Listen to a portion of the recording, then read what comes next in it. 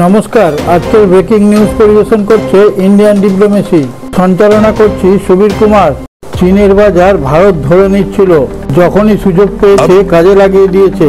এদিকে আবার রাশিয়ার কাছ থেকে কাঁচা তেল কিনছিল ভারত অনেক কম দামে, সেটাও আবার ট্রাম্পের সহ্য হয়নি।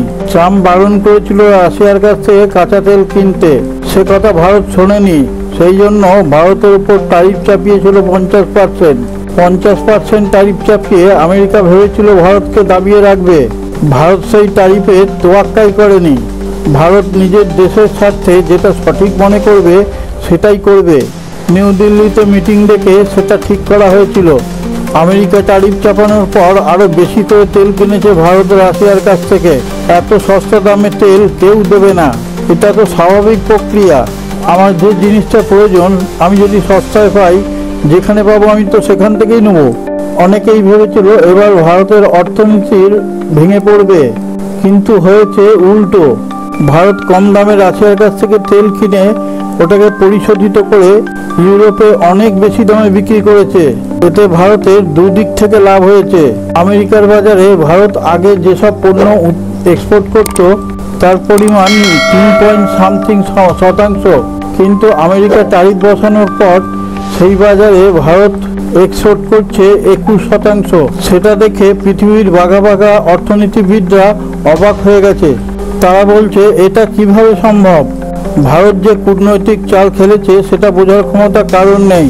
ভারতের ওপর ট্যারিফ চাপিয়ে আমেরিকা ভেবেছিল ভারতকে সাজা দেওয়া হলো, তাতে ভারত আবার বেশি করে তেল কিনে আরও বেশি মুনাফা করতে লাগলো। মাঝখান থেকে ভারতের সঙ্গে যে বন্ধুত্বটা ছিল সেটা চির ধরতে শুরু করলো। এদিকে ভারতের ওপর ট্যারিফ চাপানোয় পাকিস্তান ও চীন খুব মনে মনে আনন্দ পেয়েছিল। ভারত আমেরিকায় জেনেটিক ওষুধ যে দামে সাপ্লাই করে, পৃথিবীর কেউ ওই ওষুধ অত কম দামে দিতে পারবে না। ভারতের কি হয়েছে, বেশি দামে কিনতে হচ্ছে তো আমেরিকার জনগণকে।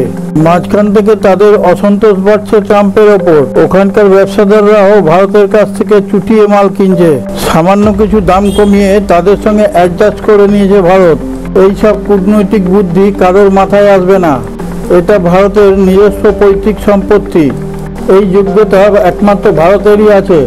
আমেরিকা যতই চেষ্টা করুক ভারতের কিচ্ছু করতে পারবে না। Micro, small and medium enterprises MSME প্রথমে মনে হয়েছিল এদের উপর আঘাত আসলে লাখ লাখ কর্মচারী কর্মহীন হবে, কিন্তু মোদি তা হতেই দেয়নি। বরং দিনের পর দিন আমেরিকারই তাতে ক্ষতি হচ্ছে। ভারত নিজের রাস্তা ঠিক খুঁজে বার করে নিয়েছে। এই ট্যারিফ বসানোয় ট্রাম্প ভেবেছিল অন্যান্য দেশের মতন ভারতও ঢুকে পড়বে, কিন্তু ভারত একবারের জন্য কোনো রকম ভয় পায়নি। বরং ট্রাম্প ট্যারিফ বসানোয় ভারতের চোখ খুলে দিয়েছে। ভারত একটা দেশে আর ব্যবসা করতে চায় না, ভারত ব্যবসাটা চারিদিকে ছড়াতে চায়, এবং সেটাই ভারত করেছে। ট্রাম্প বরঞ্চ হয়ে গেছে। ট্রাম্প ভাবছে 50% ট্যারিফ বসিয়েও ভারতকে এক ফোঁটাও দমানো যাচ্ছে না। এই ট্যারিফের আঘাত ভারতের গায়ে এক ফোঁটাও লাগবে না। ভারতের উপর ট্যারিফ বসানোর পর ভারতের শ্রমিকরা প্রচন্ড পরিমাণে সারা দিন রাত জেগে 10 গুণ পণ্য উৎপন্ন করেছে এবং সেটা আমেরিকার বাজারে ছেড়ে দিয়েছে।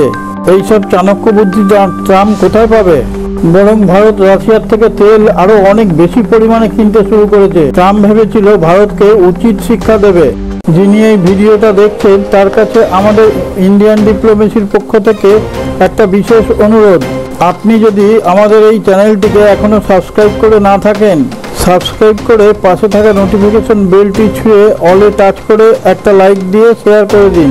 তাহলে আমরা বিশ্বের বিভিন্ন প্রান্ত থেকে খুঁজে খুঁজে খবর সংগ্রহ করে আপনাদের সামনে তুলে ধরার অনুপ্রেরণা পাব।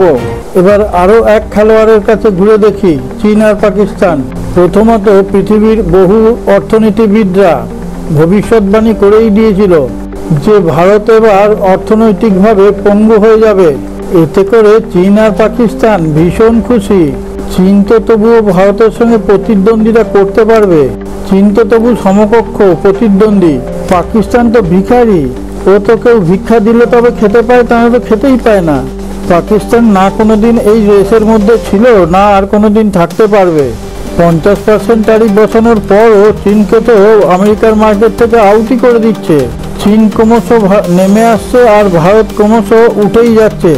আমেরিকা তো ভেবেই পাচ্ছে না 50% ট্যারিফ বসানোর পরও ভারত কিভাবে উঠে আসছে। ভারত তো এই ট্যারিফকে বিপদের সংকেত বলে মনেই করেনি, এটাকে শুধু সুযোগের প্রথম পদক্ষেপ বলে মনে করেছে। ভারত নিজেকে এতটাই আত্মনির্ভর করে তুলেছে, পাকিস্তানের তো নিজের কিচ্ছু করার ক্ষমতা নেই। ভারত উপরে উঠে আসবে আর পাকিস্তান ফ্যাল ফ্যাল করে তাকিয়ে দেখবে।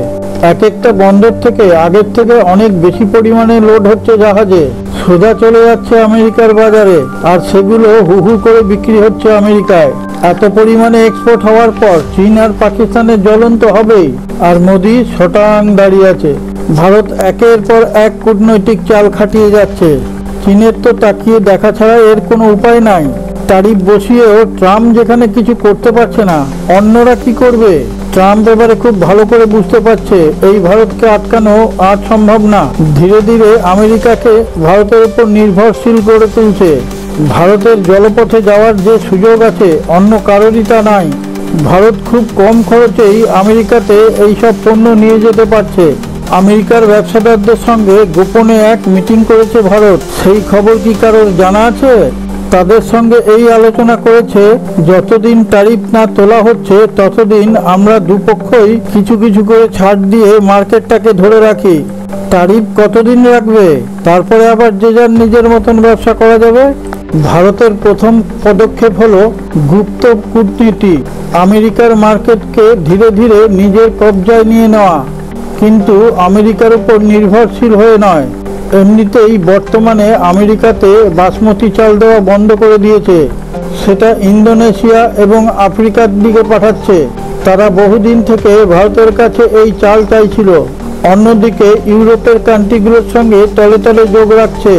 যদি কোনো সময় আমেরিকা ভারতের উপর একবারে ব্যান্ড লাগিয়ে দেয়, তখন যেন ইউরোপ এবং আফ্রিকায় এইসব পণ্য পাঠাতে পারে। তাহলে আমেরিকাই অবশ্য বেশি বিপদে পড়বে, কারণ ভারতও তখন আমেরিকার উপর ব্যান্ড লাগাবে। তখন আমেরিকার সমস্ত কারখানা বন্ধ হয়ে যাবে। আমেরিকা ভারতের মতো এত বড় বাজার পাবে কোথায়? তলে তলে ভারত আমেরিকার ডলারকে বাদ দিয়ে রুপি, রুবল এবং পাউন্ডকে দিয়ে ব্যবসা করতে চাইছে। আর এটা যদি একবার চালু হয়ে যায়, আমেরিকাকে তখন দৌড়ে দৌড়ে গিয়ে পাকিস্তানের মতন ভিক্ষা করতে হবে। ডলার বিক্রি করার গরমেই তো আমেরিকার গরম। ডলার তখন কাগজে পরিণত হয়ে যাবে। ট্রাম্প এইসব জিনিস চিন্তা ভাবনা করছে। চীনের সঙ্গে বন্ধুত্ব করতে গেলে সে বন্ধুত্ব তো টিকবে না, কারণ কেউ তো কাউকে বিশ্বাস করে না। ভারত তখন গোটা বিশ্বের নেতা হয়ে দাঁড়াবে। আপনার যদি আমাদের কষ্টার্জিত ভিডিও ভালো লেগে থাকে, আমাদের চ্যানেলের কমেন্টে গিয়ে আপনার সুচিন্তিত মতামত প্রকাশ করুন।